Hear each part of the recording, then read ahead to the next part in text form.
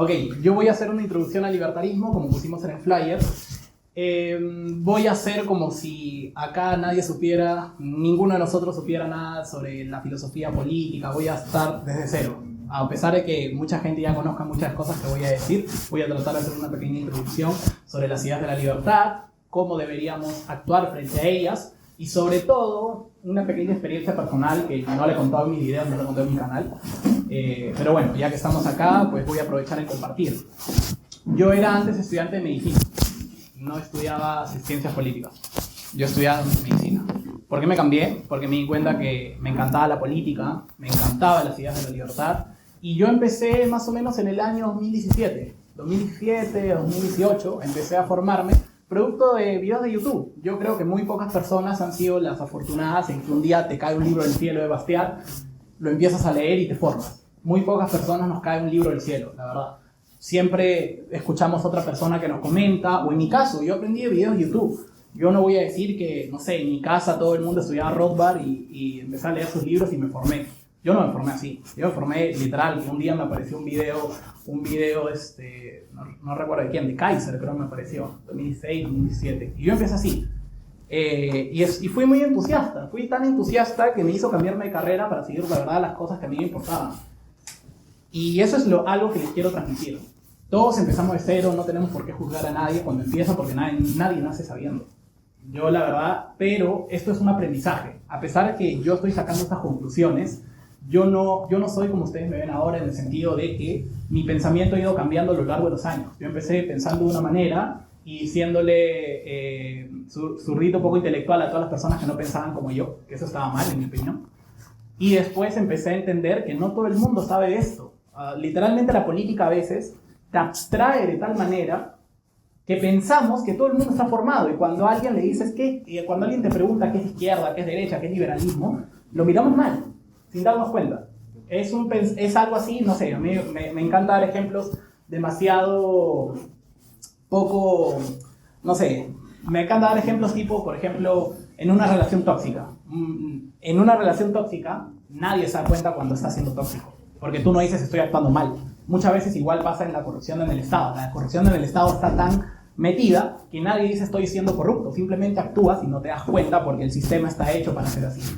Igualito en las relaciones sociales pasa. Nadie dice estoy siendo tóxico, tal. Simplemente actúas y ya está. Y yo al iniciar estas ideas, igual empecé incluso a menospreciar a la gente que no sabía lo que yo sabía. O incluso a la gente en mi sector que no pensaba como yo pensaba. Y eso es un error, en mi opinión, fatal. Pero este es un autoconvencimiento que yo he tenido en base a tratar a la gente. Porque si yo no hubiera tratado con otras personas, no me hubiera creído moralmente superior a otras personas simplemente porque no compartían mis ideas.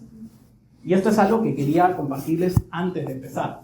Creo que todos tenemos un camino y de acá a 2-3 años no vamos a pensar como pensamos ahora. Quizás algunos sí.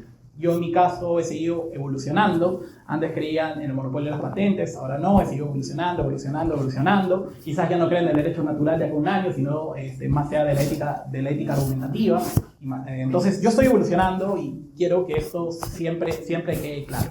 Entonces, una vez dicho esto, las ideas de la libertad, el libertarismo. ¿Qué es? ¿Cómo lo podemos definir? ¿Por qué debería interesarnos? Yo siempre lo explico así.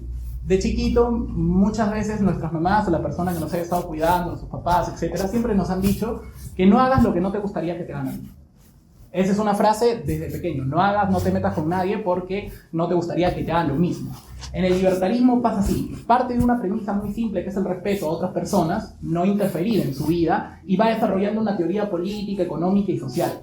Yo, en este caso, soy partidario de la praxeología, de la acción humana. ¿Y qué es la acción humana? Bueno, es toda conducta o comportamiento que nosotros tenemos al momento de querer alcanzar fines. Y para alcanzar fines necesitamos medios. Ejemplo. ¿Por qué usamos la acción humana? Este concepto que quiero desarrollar. Porque nosotros al momento de actuar queremos cambiar de estado. Actualmente no estamos satisfechos porque descubrimos nuevos fines a los cuales queremos alcanzar. Si nosotros pudiéramos complementarnos todo lo que nosotros quisiéramos, por ejemplo, tengo sed, pienso en acabar con esa sed, ¡pum!, se va la sed. Tengo hambre, pienso en acabar con el hambre, ¡pum!, se va mi hambre. Si nosotros pudiéramos tener todo, pudiéramos cambiar de estado sin movernos, sin actuar, literalmente no actuaríamos, no tendríamos acción humana. Pero como en la realidad nosotros queremos siempre alcanzar estados más satisfactorios, estamos cambiando de estado continuamente. Entonces, lo que nos motiva a la acción humana a actuar, básicamente, es cambiar de estado a un estado que nosotros subjetivamente consideramos más satisfactorio. ¿Y por qué digo subjetivamente? Y esto es una pieza clave de la acción humana. Porque subjetivo tiene que ver con que el sujeto tiene una cualidad que dice, bueno, esto me parece mejor, esto no. A ti sí, a ti no. ¿Y qué motiva la acción humana aparte de cambiar de estado? Bueno, nos motiva el ánimo de lucro. Y ojo, cuando yo digo ánimo de lucro, no piensen en dinero, en monedas. El ánimo de lucro, el beneficio y la pérdida empresarial, como se explica en los libros de Huerta de Soto, de Mises, explicándolo de la manera más rápida, trata básicamente cuando tú subjetivamente consideras que has obtenido un estado mejor. Por ejemplo, no sé, tengo 100 soles para la semana. Por ejemplo, voy a poner ejemplo monetario. Tengo 100 soles para la semana. Y de repente sé que si me gasto esos 100 soles no voy a comer esta semana. Y de repente estoy yendo a mi casa y veo unos zapatos que están 100 soles. Y entonces yo prefiero en ese momento gastarme los 100 soles para comprarme esos zapatos que comer toda la semana. En ese momento, bueno, lo compro, me siento bien, pero en la semana empiezo a tener hambre y siento que no he tomado una buena decisión. Ahí he obtenido una pérdida empresarial. Porque objetivamente, bueno, subjetivamente mejor dicho, me siento mal, tengo hambre, he tomado una mala decisión y de eso tengo que aprender. Entonces, las acciones humanas no tienen que ver simplemente con ámbitos monetarios, sino tienen que ver con satisfacciones. Ejemplo, estoy con fulano de tal o mengano de tal. Estar con otra persona me trae más a mí un beneficio empresarial. ¿Por qué pongo estos ejemplos? Porque no necesariamente la acción humana tiene que ver con ámbitos económicos de tipo monetario, sino tiene que ver con todas las acciones humanas. Entonces, nuestra filosofía estudia toda la acción humana. ¿Y por qué utilizamos este concepto de acción humana en el libertarismo? Porque en la economía clásica, donde mucha gente le empezó a criticar, se utilizaba una figura. ¿Qué figura? La del Homo economicus. No sé si lo han escuchado. Este Homo economicus decía que todos los seres humanos actuábamos de manera racional, como si alguien pudiera definir qué es eso de manera objetiva, de manera racional, y nunca cometíamos pérdidas. Ejemplo, el ejemplo del zapato, que por ejemplo yo gasté mis 100 soles y me quedé sin comer, no existiría en el Homo económico, porque esa es una opción tonta. O sea, ¿por qué voy a gastar todo mi dinero y después no voy a comer? O estoy sufriendo pérdidas. Eso no podría pasar en el Homo económico de la economía clásica. Bueno, muchos marxistas empezaron a criticar y mucha gente que no creía en la economía liberal empezó a criticar, oye, el Homo económico no siempre es así, hay gente que simplemente gasta su dinero, se queda sin nada y está feliz. Básicamente, eso no existe en la realidad. Nosotros no siempre tomamos la mejor decisión en términos monetarios o de satisfacción. Bueno, para eso nace la acción humana. Porque subjetivamente, aunque nosotros nos podamos gastar todo nuestro dinero o podamos pasar de un estado a otro, nosotros somos los que valoramos cómo estamos mejor. Y he puesto ya un ejemplo, pero ahora voy a poner un ejemplo todavía más extremo. Y esto es lo bonito y esta es una conclusión personal. Por ejemplo, imaginemos que, no sé, Mirko se vuelve un alcohólico. Se vuelve un alcohólico. No sé, he perdido mi familia, he perdido mis hijos, he perdido mi mujer, me han botado el trabajo, igualito, veo todavía. Y me voy a Alcohólicos Anónimos. Este es un ejemplo que pone Huerta de Soto en Socialismo, Cálculo Económico y Función Empresarial. Me voy a Alcohólicos Anónimos, me rehabilito, salgo de Alcohólicos Anónimos, estoy yendo a mi casa, veo una cantina, entro y me emborracho. Literalmente. Muchas personas podrían decir que estoy actuando de manera irracional, pero simplemente lo que yo he hecho es escoger otra cosa. Ya no quería salir de mi alcoholismo, por lo que fui a Alcohólicos Anónimos, sino tomé otra decisión completamente distinta, que de afuera se puede ver irracional, pero yo me siento bien haciendo esto. Lamentablemente, desde afuera podemos decir que está tirando su vida al barro, pero desde dentro yo me siento mejor, aún estando en ese estado. Y eso nos saca una conclusión, o al menos yo saco esta conclusión. Cuando mucha gente nos dice que estas ideas de libre mercado son ideas desde afuera, que no pueden estar en un país como el Perú, que es multicultural, que es un país de muchas etnias, de muchas clases sociales, incluso utilizan ese término, etc. Claro, que es un país demasiado diverso como para que una sola idea política pueda ayudar al país. Bueno, nosotros estudiamos la acción humana y esto es independiente de la clase social, de la etnia, del dinero que tengas, ¿Por qué? Porque encima es un axioma, es un presupuesto irreductible. ¿Qué significa esto? Que lo que yo les he explicado, por así decirlo, no se puede rebatir. Ejemplo, yo digo que los seres humanos no respiran. Y para decir eso yo hago... Los seres humanos no respiran. Entonces yo estoy cayendo en una contradicción lógica. Una contradicción lógica. Para negar la acción humana, tú para negarlo necesitas argumentar, tienes que pensar, tienes medios, fines, tienes tiempo subjetivo, escasez, etc. Y utilizas el concepto de la acción humana para intentar negar la acción humana. Entonces eso se llama axioma, que caes en una contradicción al momento de intentar contradecir eso, por así decirlo, valga la redundancia. Entonces, ¿por qué utilizo este concepto de la acción humana? Porque esta acción humana, a pesar de que mucha gente piense que solo se utiliza en economía para transacciones económicas, va a todos los ámbitos de la vida cotidiana. Hasta tú, como por ejemplo, no sé, ibas a ir a una hamburguesería de tu preferencia y de repente estás caminando, ves otra y te metes ahí. Tenías un objetivo y después lo cambiaste por otro. Hasta ahí también es acción humana. Cuando quieres estar con otra persona, escoges acción humana, no solamente en transacciones económicas, sino incluso en el libro, que te lo recomiendo, ponen ejemplo a la Madre Teresa de Calcuta, que ella también hacía su acción humana, su función empresarial, para ayudar a otros, porque eso la hacía pasar de un estado que ella consideraba peor a mejor, ayudar a otros. No estaba lucrando en el sentido monetario, estaba lucrando en pasar de un estado peor a un estado mejor. Eso es lo que es la acción humana. Es un concepto tan maravilloso que obviamente también se utiliza en economía. Entonces, quería explicar esto porque de aquí yo he sacado una conclusión de que como nosotros estudiamos algo, el ser humano, independientemente de su etnia, su clase social, bueno, rebate mucho este pensamiento muchas veces clasista que existe en el Perú. ¿Por qué? Porque, por ejemplo, yo alguna vez me topé con un amigo que estudiaba Derecho, no voy a decir quién es, pero un amigo me decía, no, y no era marxista, era de centro. Me decía, oye, ¿cómo va a funcionar el liberalismo en el Perú? Si acá, por ejemplo, tú cambias, no sé, un sol por 10 panes y en la sierra te pueden cambiar un sol por 400 panes porque ellos tienen una mentalidad totalmente distinta. Y ahí se está cayendo en un error cuando hablamos de acción humana. Porque si hablamos de acción humana, nos debe dar igual y nos da igual cuál sea la etnia, la clase, el origen. Porque esto estudia la acción de cualquier ser humano independientemente de esto. Todos los seres humanos actuamos. Y no se puede decir desde afuera que alguien es irracional simplemente porque no actúa como nosotros. Eso es algo que yo saco una conclusión. Si no podemos decir que alguien es irracional desde afuera, porque no estamos en su cabeza, no tenemos los medios, no tenemos sus fines, es un pensamiento bastante anticlasista y sobre todo que rebate mucho estos tipos de pensamientos también de izquierda que dicen que no se puede aplicar un pensamiento europeo, como si el marxismo se lo hubiera creado José Carlos Mariátegui. Entonces, lo rebate bastante. Esto es algo universal. Todos los seres humanos actúan de una forma buena u otra forma mala. Ok, ya hemos aprendido el concepto de lo que es la acción humana, que es un concepto que también se utiliza en economía. Y ahora el libertarismo también tiene una parte filosófica. ¿Por qué? Porque la acción humana, la praxeología, este concepto muy bueno que es espectacular, si les invito a que lo puedan leer, la acción humana tiene 9 puntos. Si no me equivoco es fin, valor, medio, utilidad, escasez, plan de acción, acto de voluntad, tiempo y el último es costo. Son 9 puntos que se estudian a raíz de los libros que tendría que explicar cada uno, pero esto es una introducción, es una vista general.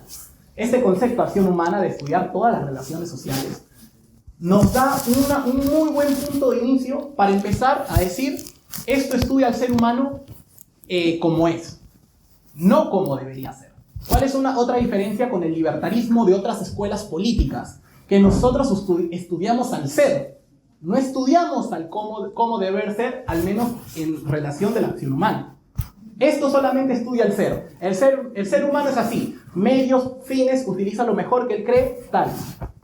Ok, y tú me dirás, ok, si esto estudia el ser, no estudia el deber ser, ¿qué parte del libertarismo estudia el deber ser? Ok, eso es algo externo a la acción humana, porque si tú lees el libro, que es grandísimo, 1150 páginas, algo así es en la acción humana, Mises en las primeras hojas te dice que la praxeología no estudia si los fines del ser humano que está persiguiendo son buenos o malos, solamente te dice la mejor manera de llegar a conseguirlos. Ok, entonces la praxeología no hace juicios de valor. Eso es algo que tienen que tener en cuenta. Este concepto no hace juicios de valor. O sea, te puede explicar una persona, literalmente puede explicar la mejor manera para una persona robar. O sea, no hace juicios de valor solamente la acción humana. Sirve para explicar el ser humano, pero no hace juicios de valor. Ok, entonces ahí viene la filosofía. Para dar un juicio de valor. ¿Cómo consideramos que robar está mal? ¿Cómo consideramos tal? Obviamente, mucha gente dirá simplemente porque es ilegal. Pero lo que es legal o es ilegal no define si algo es bueno o malo. Porque el típico ejemplo que se hace en el liberalismo. Hace muchos años la esclavitud estaba permitida, por ejemplo. Y eso no quiere decir que sea buena, las leyes antijudíos estuvieron permitidas, etcétera, etcétera. No sé, matar homosexuales también estuvo permitido, etcétera, etcétera. Todo este tipo de cosas estaban permitidas y no por eso nos tiene que parecer bueno. Entonces, la praxeología, la acción humana, no hace juicios de valor, pero la ética de la libertad sí hace juicios de valor. Ahí Rothbard le hace una crítica a Mises, que él dice, la praxeología funciona y nos ayuda bastante, pero se queda estéril al momento de decir cómo podemos hacer una sociedad entre seres humanos y calificar acciones de otra persona buenas o malas. ¿Qué es algo bueno? ¿Qué es algo malo? Si yo te robo es malo, ¿por qué? Si yo tengo mi propia moral, tú tienes tu propia moral, pero mi moral es robar. ¿Cómo hacemos? Bueno, ahí viene el tema del derecho natural. ¿Qué dice el libertarismo? Dice que básicamente toda persona, por el simple hecho de pertenecer a la etnia o raza humana, si quieres utilizar el término, viene con 3 derechos. ¿Y qué es un derecho? Bueno, algo que no le cuesta a otra persona, por así explicarlo de la manera más simple. Por ejemplo, yo por existir en un mundo ideal no te debería costar nada a ti. En el mundo actual que tenemos, muchas veces existir les cuesta algo a otra persona, con el tema de los planes sociales, con el tema de las subvenciones, etcétera, etcétera, etcétera. Pero para nosotros un derecho no te tiene por qué dar obligación a ti. Y eso es algo que nosotros utilizamos, los derechos naturales, para calificar las cosas buenas y las cosas malas. ¿Qué es algo malo?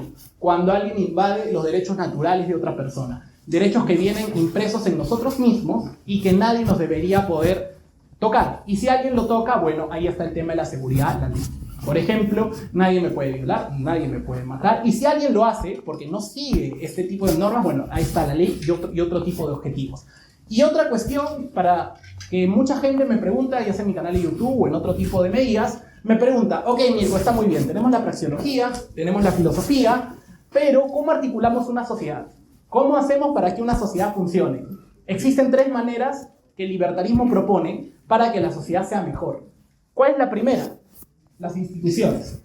Cuando nosotros hablamos de instituciones, al toque pensamos en instituciones estatales, no sé, el Ministerio de Justicia, el Ministerio de tal, etc. Todo del Estado. En realidad las instituciones, Huerta de Soto la define como esquemas de comportamiento pautados, que nos dicen que las instituciones, por ejemplo, el lenguaje, el derecho, el apretón de manos, los buenos modales, la conducta de ropa, etc., son cosas evolutivas.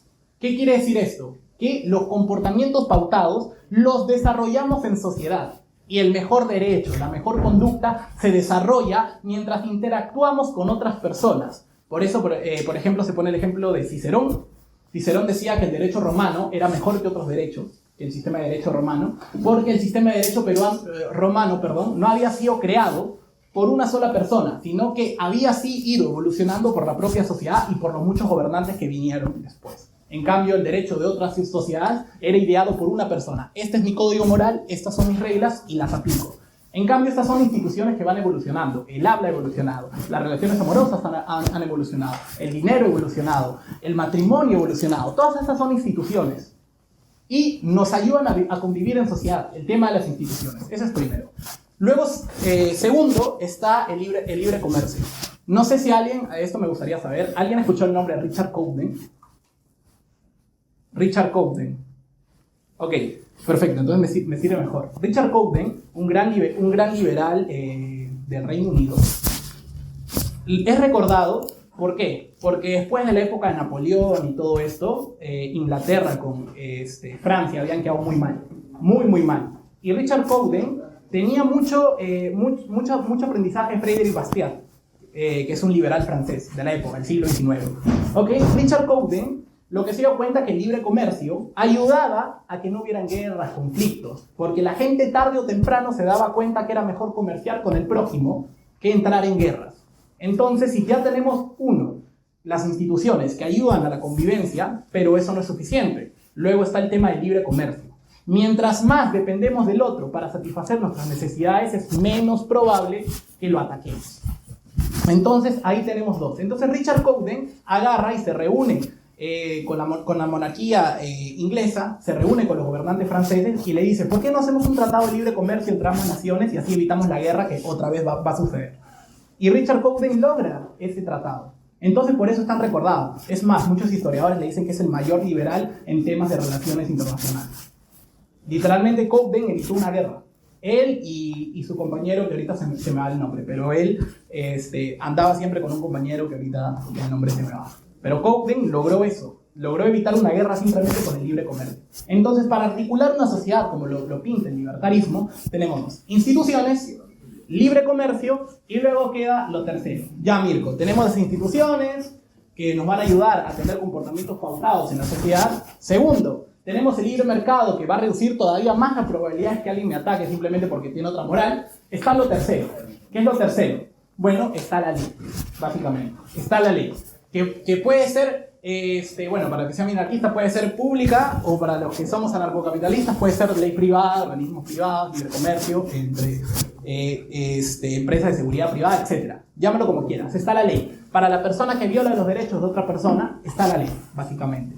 Y una ley que debe tratar a todos por igual, básicamente. Entonces, esas son las tres maneras que propone el libertarismo para una convivencia sana y pacífica dentro de la sociedad. Ya de por sí, las dos primeras son armas poderosas que demostraron a lo largo de la historia. Llevar a los pueblos de la guerra hacia el comercio, como decía por ahí, donde entra el comercio no entran las balas. Entonces, ya saben más o menos cómo estudiamos al ser humano. Ya saben cómo calificamos una acción mala como robar, violar, porque simplemente nos estamos metiendo con otra persona y cada persona es autónoma. Y entonces, bajo esto ya tenemos un tercer punto, que es cómo hacemos que una sociedad coopere, exista, bajo esos tres puntos que ya también acabo de explicar. Entonces, también quería tocar un último cuarto tema, para que más o menos sea, si quieren pueden hacer preguntas después, y ahí conversamos. Está el cuarto punto. Mucha gente no sabe que el libertarismo también tiene algo de sociología. El libertarismo también, sobre todo lo toca Hoppe en un libro muy bueno que se los recomiendo, que se llama Economía y Ética de la Propiedad Privada. Hoppe habla, miren, Hoppe que era un neomarxista, después se convirtió, al igual que Hayek, también fue socialista y después dejó ese mal camino. Hoppe te habla básicamente de que el libertarismo entiende que existen dos clases sociales. Existe los pagadores netos de impuestos versus los vividores netos de impuestos. ¿Y por qué toco este tema? ¿Por qué toco este tema sociológico que es tan poco hablado en el libertarismo? Porque he tenido malas experiencias de yo enterarme que hay gente, por ejemplo, que dice, que un médico o un profesor que trabaja para el Estado, que no tiene nada de idea de política, no tiene nada de idea de esto que hemos hablado, alguien le ha hecho parásito. O sea, que eso es malísimo, malísimo. O sea, yo me he enterado de eso y dije, no se han enterado de lo que dijo Hoppe, etc. Y es que en un sistema como el actual, nosotros, ¿por qué criticamos a los políticos? Obviamente porque crean leyes, se agrandan el Estado y también porque viven de un robo legalizado que son los impuestos. Porque nosotros vemos a los impuestos como algo malo porque dañan el derecho natural de otra persona. Para que una relación sea buena, debe ser consentida. Yo te toco la mano si tú me dejas tocarte la mano. Si tú no quieres que te toque la mano, no puedo tocar la mano. Y así, básicamente. Hoppe hablaba de esto. ¿Por qué? Porque los políticos ganan sueldos que nunca ganarían en el sector privado. Jamás esos sueldos que percibe el político los ganaría en el sector privado. En cambio, hay oficios, hay trabajos, esto decía Hoppe, en el Estado, que personas que perciben un sueldo igual o incluso menor que lo perciben en instituciones como, salud, educación, etc. Y bueno, es lo mismo que ellos ganarían en el sector privado. Dicen, no es lo ideal, pero no hay por qué atacarlos o menospreciarlos como si lo hacemos con los legisladores, etc., que literalmente crean cada vez leyes peores para que digamos peor. Entonces, quería dejarlo esto bien claro. La mayoría, me imagino, estamos en los pagadores netos de impuestos. Aunque evadas, amigo, siempre vas a pagar IGB, por ejemplo, en el Perú. Siempre se va a pagar. A menos que sea, no sé, no sé, cuando lo traficado o algo así, no sé. Que traes algo de afuera sin pasar por aduanas, no sé. Entonces, lo explico para tener una actitud, como lo expliqué al principio, de manera pacífica. No todos saben esto que he explicado y no lo tienen por qué saber. La mayoría de personas deberían dedicarse a mejorar su vida, su familia, etc. Nosotros tenemos que saber esto para simplemente dar un marco para lo que nace el libertarismo, dar un marco de convivencia social con la gente. Nada más. Nosotros, el libertarismo en ese sentido es minimalista. ¿Qué significa minimalista? Que no pretende dar una explicación a todos los aspectos de la vida social. Lo único que pretende es cómo mejoramos como sociedad. Hay una manera, si quieres tómala, si quieres no. Y también desde el derecho natural, que nos parece a nosotros que está mal y debería estar muy, pero que muy prohibido, como por ejemplo matar, robar, asesinar, sicariar, etc. Todo esto. Y otras cosas no. Y el último punto ya para terminar, y ahí para hacer preguntas. El libro, lo que voy a decir ahora, el libro está allá por si lo quiere, que se llama Los vicios no son delito. Quiero hablar de esto. Último punto. Si hemos hablado de que cada persona tiene derecho natural, cada persona es autopropietaria de su cuerpo.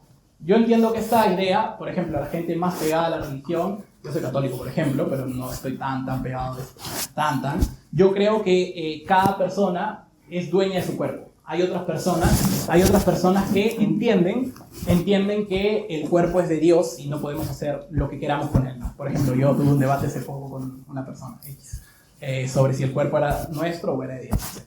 Bueno, si nosotros tenemos derecho natural y somos autopropietarios de nuestro cuerpo, podemos hacer con él, aunque suene muy bruto y que suene demasiado, no sé, pueda parecer mal, podemos hacer lo que queramos con nuestro cuerpo.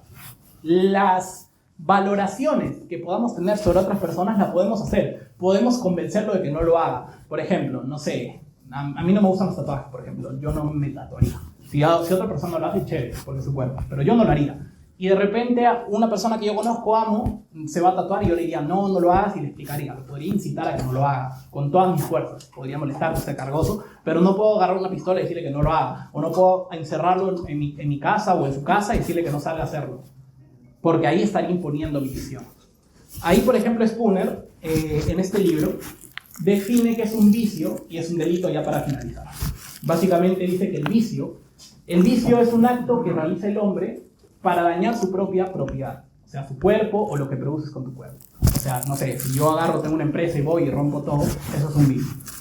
Y un delito es utilizar la fuerza para dañar la propiedad de un tercero, básicamente. Eso es un delito. Entonces, esa definición, porque existen vicios que todos los tenemos, no solamente fumar, tomar, sino también, no sé, jugar demasiado videojuegos, etc. Y también en este libro dice algo, ya para adelantarlo y no spoilear más, que los vicios, ¿saben quién los decide? Nosotros mismos. Nosotros mismos decidimos que es un vicio o no.